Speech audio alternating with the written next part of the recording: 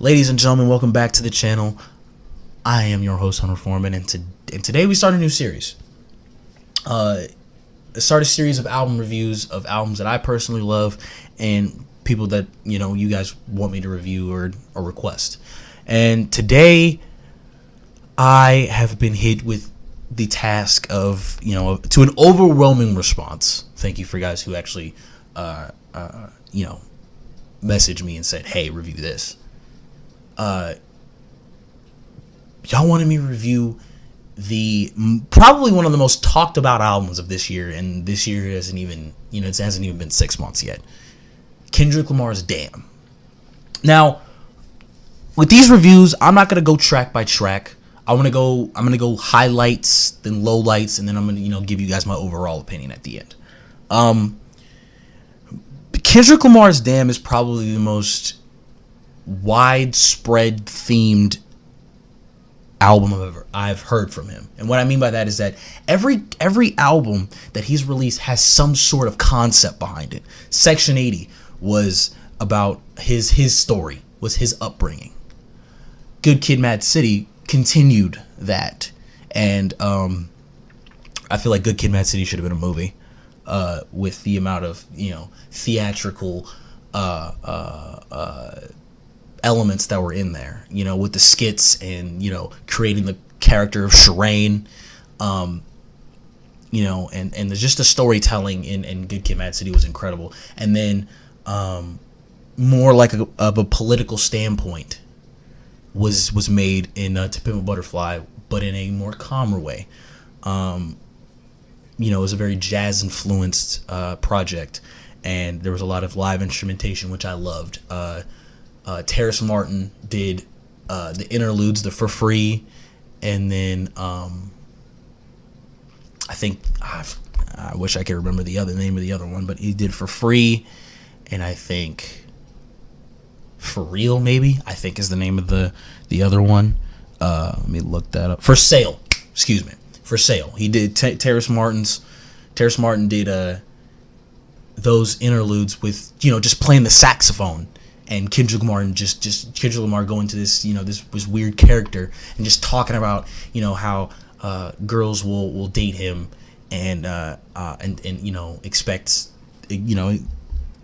things like expect money, clothes, all this on stuff. So that was a great way to do that. But with this album, Damn, I couldn't find necessarily a theme here. I mean, it's an album. I mean, it flows really well together. The songs, the production, all that stuff flows really well together. But I don't see a story here. I guess maybe I'm missing something. But I see a theme sort of, but not a precise specific theme. Like every song is a theme.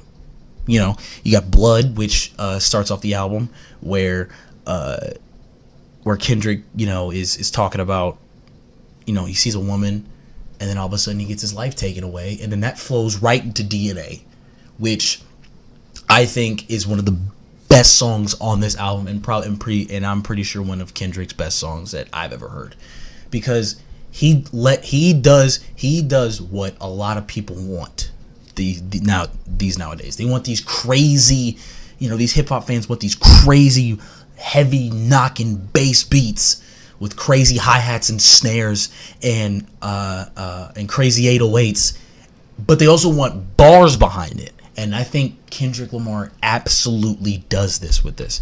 I mean, just the change up towards the end of the song is incredible. It gives you a little bit of goosebumps when he starts going just a little bit more harder as soon as he goes into crazy detail about what he's made up of, which is DNA, and he's talking about his specific DNA. And then it transfers into Yeah, however you want to say it, YAH. I'll let you guys that for y'all's interpretation, which kind of slows down. It slows down the production on this. It slows down the tempo of this album, And it sounds like Kendrick is going through a daze, and he's just just speaking to you. He's speaking to you. And then Element, which is of course talking about his environment and his element that he was has what he sees through his own eyes. And then we get to Loyalty. Loyalty was like, when I heard featuring Rihanna, when I saw the track listing and it said featuring Rihanna, I had a little bit of doubt because I haven't heard a good Rihanna feature this entire year. I know the year's barely just now getting in, but I've barely heard a good Rihanna feature until now.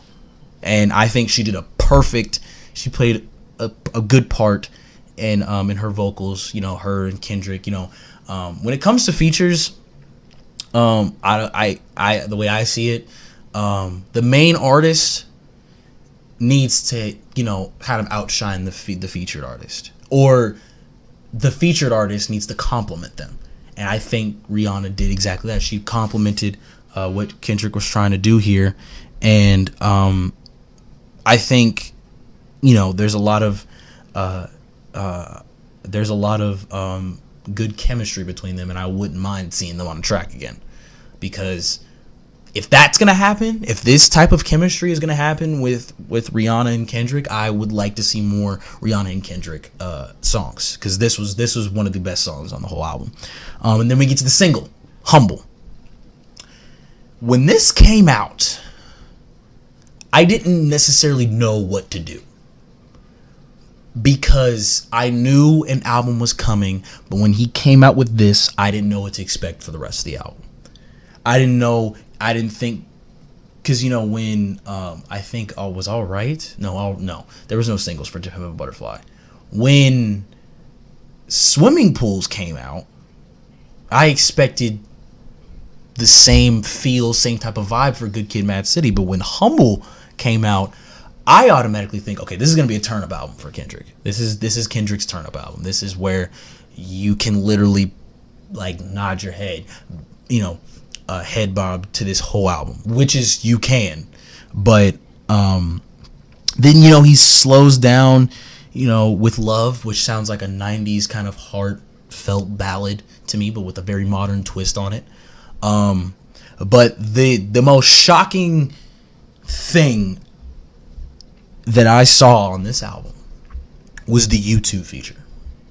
One of the greatest rock bands of all time, if not the greatest rock band of all time. Shouts out to Bono and Adam Clayton. I think that's his name. Or no, Adam Clayton's the guitarist. Sorry, dude with the beating. Sorry. I know hip hop too much. The U2 feature wasn't exactly. I was scared of what it was going to be. I thought that the U2 feature was going to be like U2 playing some crazy instrumental, with crazy guitars and drums. But it wasn't. Like Mike Will, Kendrick, and U2 on one song. That is crazy talk. If you were to tell me that, in the future Kendrick's gonna have a Mike Will U2 and him is gonna have a Mike Will and U2 track, I would say you're out of your mind. You have completely lost your mind. But it happened here, and it was executed very well. I mean, it's kind of like a 3-part song. Kendrick was talking about, going out and killing somebody and then going to the judge and saying that he did it. And then Bono came in with this very slow drum sequence that he was doing vocals over that was just perfect, that complement this. Every feature on this album, the features complimented Kendrick. Rihanna complimented Kendrick. Sakari on Love definitely did a great job on the chorus. Complimented Kendrick. U2 complimented Kendrick and made this sound like and created something that I've never heard before, which is like a rock boom bap hip hop mashup, which was executed, very, very very well. I was very surprised about this whole by that feature. I was scared about how that song was gonna sound, because I didn't think that it was gonna sound good, because when you think of Kendrick Lamar and U2, you don't. I mean, the average person thinks, oh, this isn't gonna work. Kendrick's gonna want to rap. U2's gonna want to do their thing. They're gonna want to sing and play guitar and play guitar and go ham as usual. Because I'm gonna be honest with you, I've never heard one bad U2 song. Not even gonna lie, never heard. I mean, I don't listen to U2, but it's on the radio, or my friends and family will play it. I've never heard one bad U2 song. And then Fear, which is exactly what it sounds like. Like, what are you like what Kendrick is afraid of, or if Kendrick is talking to you, the listener, he's basically asking you, what are you afraid of? Are you afraid of death? Are you afraid of the future, the past? He's explaining all the fears, and all this, the scenarios that could happen, and it's kind of sad. And then the God song. This is what God feel like, is what he says. It's very, like, when I think of this song, I think of one big shining light. It's very uplifting. He's asking, God, don't judge him for the stuff that he does. And, he's telling the next person, don't judge him for the stuff that he does. And, this is kind of like a very, I don't want to use a word. I don't want to use a makeup word here. I think this is the most gospel song on here. Because for people that don't know, Kendrick is very religious. And I think that this song was exactly, the religion. If you wanted to add a religious element to this was the song to do it. He's asking, people don't judge him, forgiveness and all that. And then the song that I was very excited about, because it had one of my favorite people on it. And I'm saying people because I admired this dude so much, not just for his work in the music industry, but what he does outside of it. And if you haven't, look him up. It was produced by Ninth Wonder. Like the ninth wonder of the world. Ninth Wonder. And it tells a story about how Top Dog and Kendrick's dad got into it. And it was almost, if it wasn't for Top Dog, Kendrick probably would have been born. Because Kendrick's dad almost shot Top Dog. Or I think it was the other way around. One of them was almost shot. And this story being told over a Ninth Wonder beat. And if you've never heard of a Ninth Wonder beat, a good example for all you Mac Miller fans out there, there's a song called Rain featuring Vince Staples. That song is produced by Ninth Wonder. If you're a fan of Little Brother, if you've ever heard of Little Brother, almost all their stuff's produced by Ninth Wonder. If you're a fan of Rhapsody, she's a fantastic lyricist. I hope in the future I get to review one of her upcoming projects. I'm a fan of hers. If you haven't heard a Rhapsody, project, the one project I urge you to go listen to is She Got Game. Make sure it's the deluxe edition so you don't have to hear DJ Drama talk throughout the entire project. Chance the Rapper is on that. I believe Kendrick's on there. Big Crit. Raheem Devon. A lot of great people are on there. I'm pretty sure Kendrick's on there as well. But Duckworth, which is Kendrick's last name, it's talking about literally about the Duckworths, how Kendrick's father and Top Dog's relationship almost, prevented Kendrick not being here, which is crazy to think about it. And then all of a sudden, it rewinds back. The whole album rewinds back and into the gunshot, and then that's the end of the album. And it leaves you questioning things, which I'm going to get to the theory that was proposed online that went viral. the craziest thing is Kendrick dies in the beginning. And then he tells you how he almost died, or was almost not born, or was almost not here. In the song Duckworth, which I think is, I still think it's one of the best songs. As I pull up you take two strangers, put them in random predicaments, give them a soul so they can make their own choices and live with it. 20 years later, them same strangers, you make them meet again inside recording studios. Because if Anthony killed Ducky, Top Dog would be serving life while I grew up without a father and die in a gunfight. That's powerful. And the fact that Kendrick was able to share that with people over a Ninth Wonder beat, and it was titled Duckworth, it was perfectly executed. The only problem I have with this album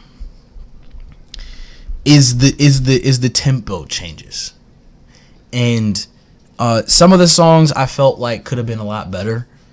I felt like I felt like Blood could have had one little tiny verse before that. I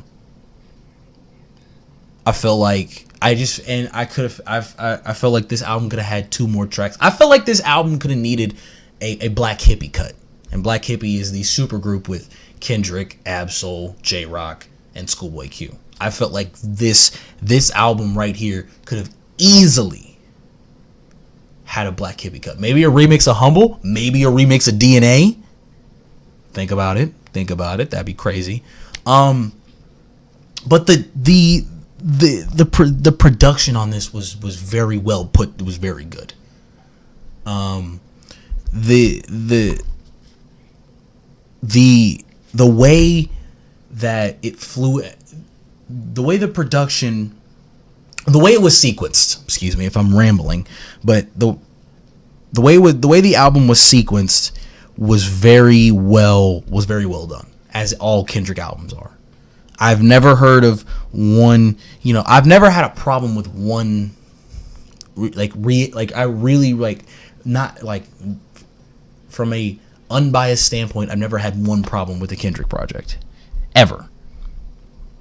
And the reason I say that is because he takes such good care. Like he goes into such detail in such a short amount of time. And the fact that this album is less than 1 hour and he gets all of this material compacted into a 14-song project is beyond me.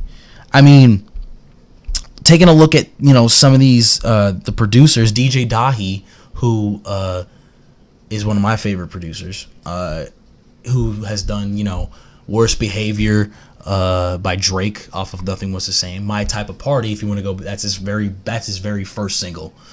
My Type of Party, which is Dom Kennedy off the Yellow Album mixtape. Great mixtape. Y'all should definitely check that out. My thing with this album is that it was just very, it was very well executed. Very well executed. The only reason I'm not giving it a 10 out of 10 is because I just felt like there was a little bit more cohesion that was needed here. I feel like, there could have been 2 more tracks that could have really wrapped everything together. Now, the uncredited vocals, which I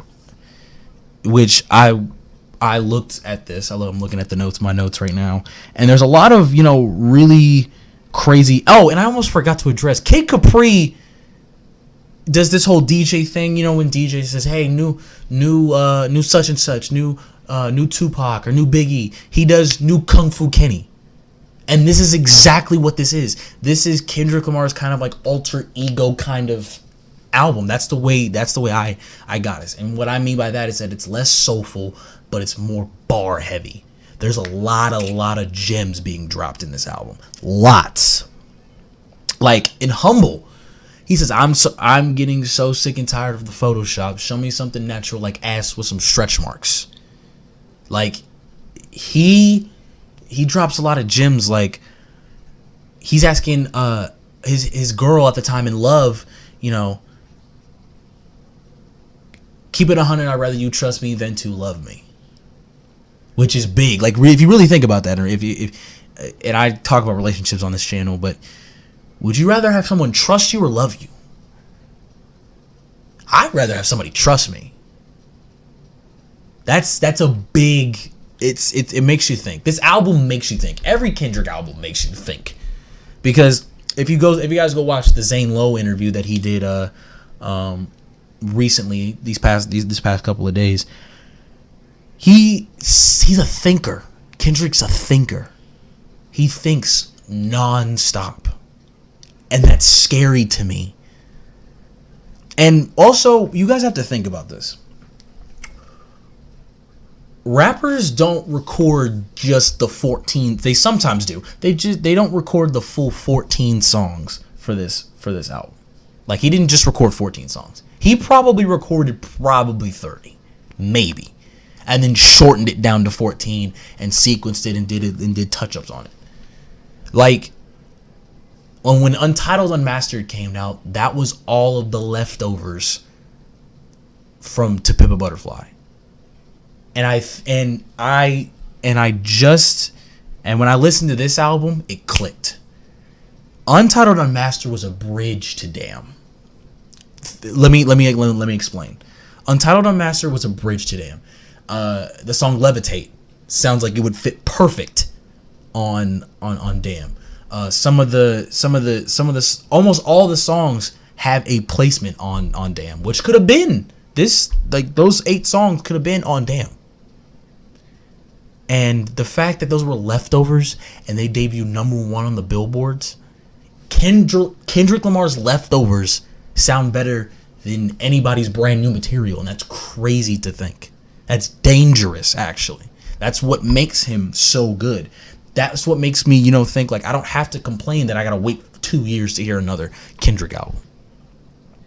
I don't, and I think that's what Kendrick fans do. Like they'll wait because that a very well thought out project that is perfectly sequenced and mixed and produced and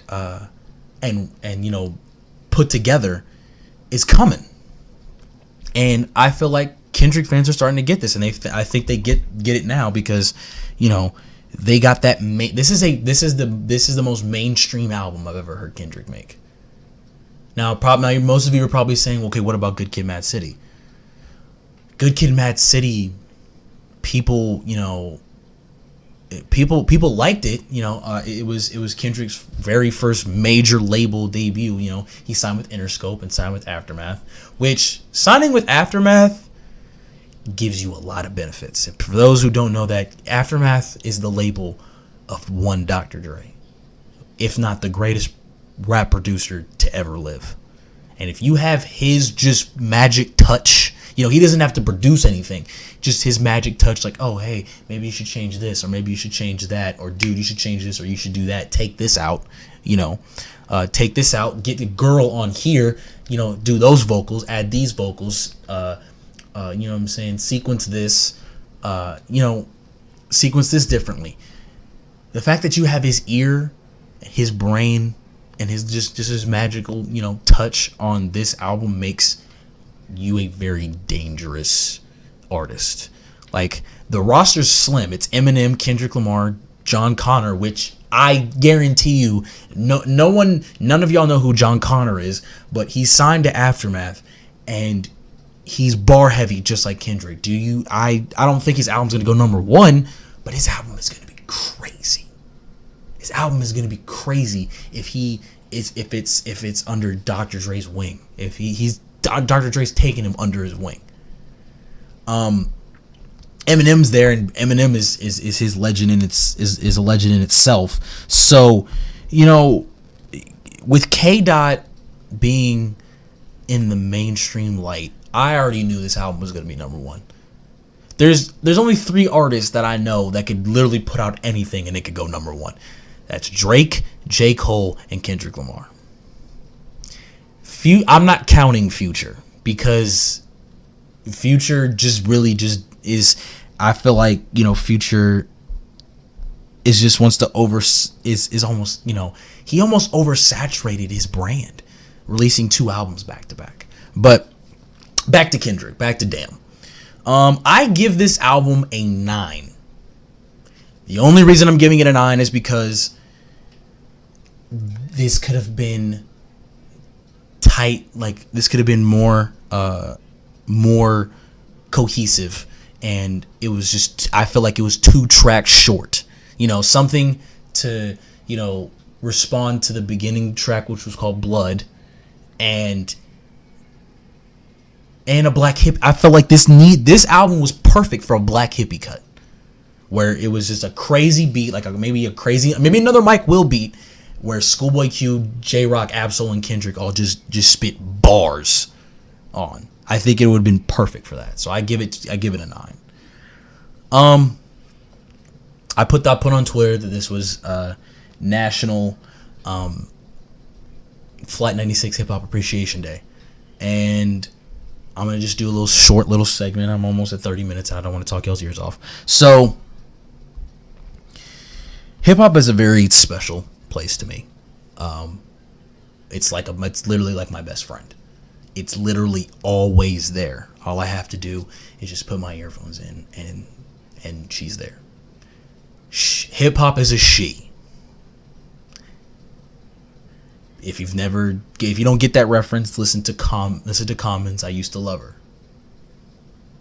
And then, you know, like, and he's talking about her as in hip hop off of the Resurrection album, which Common was so good back in the 90s. The 90s was the golden era of hip hop. And you heard a lot of different sounds that are heard today. Like, if it wasn't for Bone Thugs, you wouldn't hear Denzel Curry, you wouldn't hear Kendrick, you wouldn't hear a lot of artists. If it wasn't for Bone Thugs, if it wasn't for literally, hip hop wouldn't exist without Tupac, Biggie, and then Snoop, definitely, the Wu-Tang Clan, Bone Thugs and Harmony, Big L. I can go on and on. Hip hop would be a different thing if it wasn't for them. It'd still be the Run DMC, nice sneakers, nice clean raps kind of thing. That hey, clap your hands, everybody. Now everybody, yes, that stuff. Which I'm glad it evolved from that. While that stuff was good, then it elevated now. But I urge you guys, you know, if you're not a hip hop fan, I urge you guys to just search on your wherever you get your music. Type in 90s hip hop. If there's a playlist, if there's a song, something. Listen to some of the stuff from back then. So guys from like Notorious B.I.G., Tupac, Bone Thugs, Wu-Tang. Actually, matter of fact, any Wu-Tang members solo album. Ghostface, Raekwon, RZA, GZA, Capadonna, rest in peace. You God, ODB, rest in peace. Because if it wasn't for them, hip hop would be totally different now. And I know there's the mumble rap stuff, which, if you want to ask my personal opinion on it, it's a new sound. It's evolving. I'm pretty sure, they got the same treatment back then when they started talking about guns and